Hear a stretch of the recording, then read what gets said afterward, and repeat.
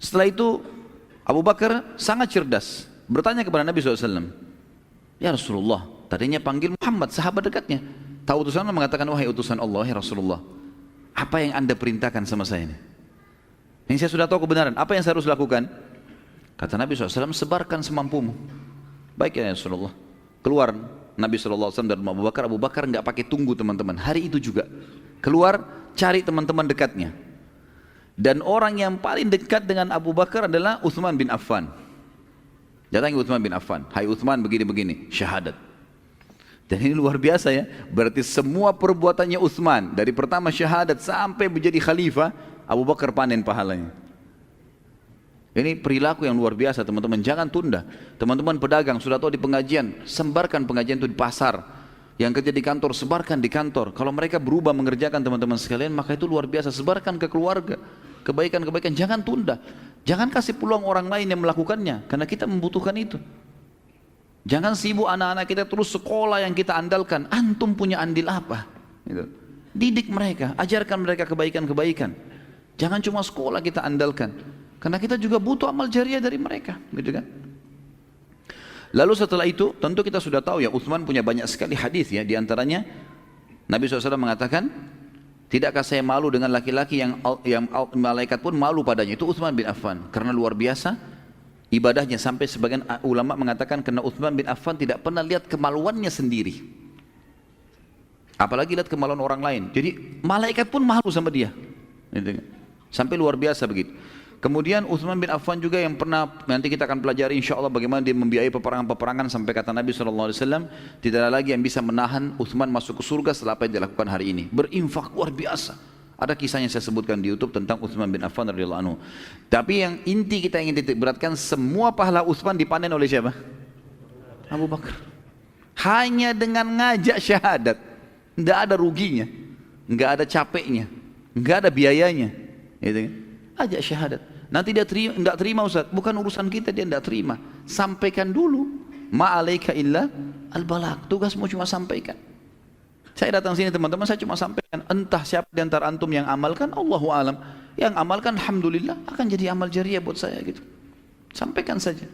Baik, kemudian tidak berhenti sampai situ. Begitu Utsman bin Affan selesai, sudah syahadat sama Abu Bakar, saya pamit ya, pergi ke rumah sebelah. Di sebelah rumahnya Utsman ada sahabat yang mulia, sahabat yang salah satu juga dijamin masuk surga, Zubair bin Awam, terkenal dengan keberaniannya luar biasa dalam peperangan.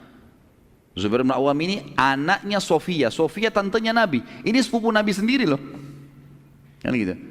Jadi bagaimana Abu Bakar jelinya mencari orang-orang yang terdekat sama Nabi yang didatangin, sebelum ada orang lain mendahuluinya. Abu Bakar bukan cari kerabat-kerabatnya, orang-orang yang terdekat dengan Nabi dulu, sepupu-sepupunya Nabi datangi semuanya. Dan waktu itu Zubair bin Awam berumur 16 tahun. Anaknya Sofia, Sofia ini adalah tante Nabi SAW.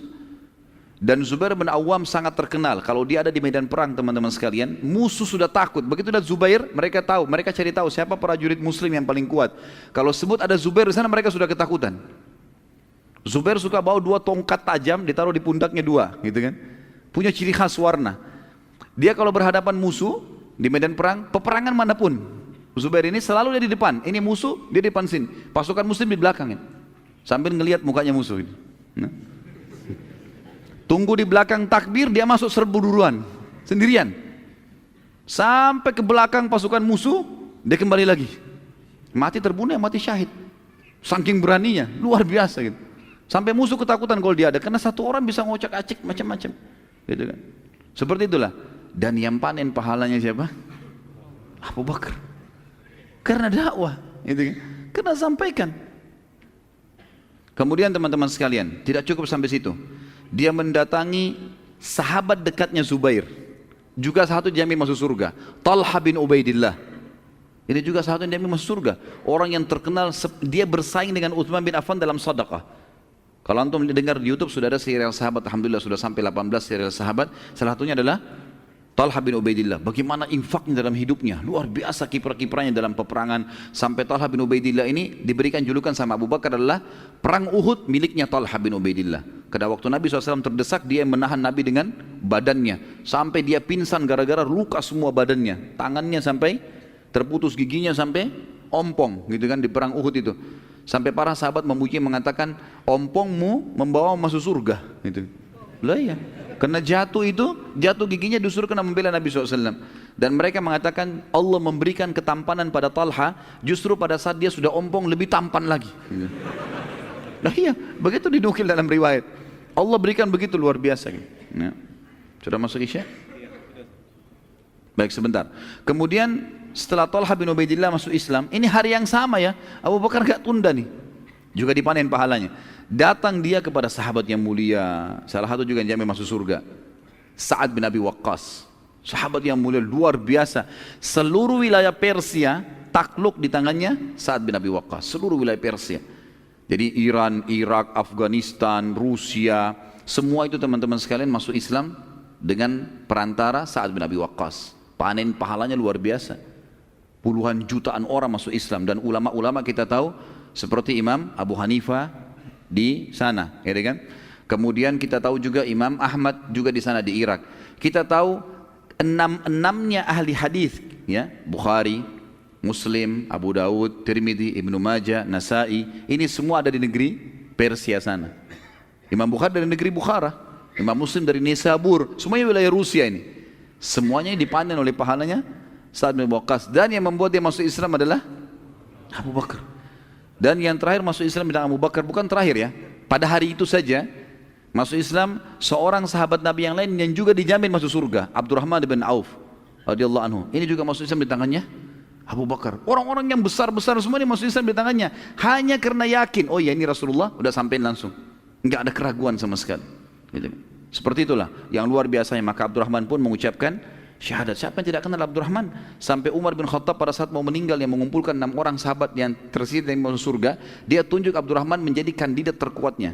Tapi dia enggak mau tunjuk, Umar radhiyallahu anhu tidak mau tunjuk. Umar mengatakan, hai Abdurrahman, kau memimpin majlis untuk memilih kandidat khalifah setelahku, tapi kau pemimpin majlisnya. Dan pada saat itu pun Umar mengatakan, kalau Abdurrahman yang jadi saya setuju. Karena dia luar biasa percayanya dengan orang ini. Ini juga masuk Islam di tangan Abu Bakar radhiyallahu anhu. Kemudian teman-teman kita tutup dengan untuk sekarang ya, sampai azan Isya saja ini. Dari kasus ini dapat diambil pelajaran bagaimana kecerdasan dan juga gagasannya dan ketegasan, kejelian, kecerdasan Abu Bakar radhiyallahu anhu dalam mendakwakan Islam. Sampai Rasulullah SAW akhirnya bersabda setelah itu, bila ditimbang iman seluruh umat ini dengan imannya Abu Bakar, iman umat ini ditimbangan, semua kita ini, semua sahabat, semua tabi'in, semua ulama-ulama, semua masyarakat awam yang sudah mati, yang sekarang hidup, yang akan lahir nanti, semua umat ini sampai hari kiamat ditaruh imannya di satu timbangan, dan iman Abu Bakar di timbangan sebelahnya, tetap iman Abu Bakar lebih berat. Karena tidak ada ragu, halal halal, haram haram, selesai. Hidupnya untuk itu sudah. Nggak ada bimbang, nggak ada ragu, benar nggak ya? Nggak ada sama sekali.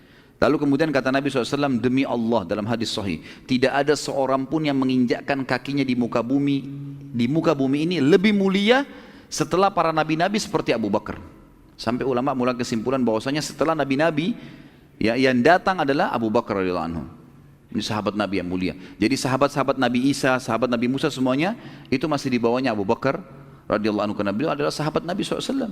Dan memang beliau adalah dipuji oleh Nabi SAW seperti ini. Dan tentu masih banyak sekali julukan-julukan yang diberikan oleh Nabi SAW yang akan kita lihat ke depannya. Di antaranya adalah diberikan julukan As-Siddiq yang akan kita ceritakan pada kisah Isra Mi'raj insyaallah. Mungkin begitu dulu, kita salat Isya dan kita lanjutkan insyaallah setelahnya.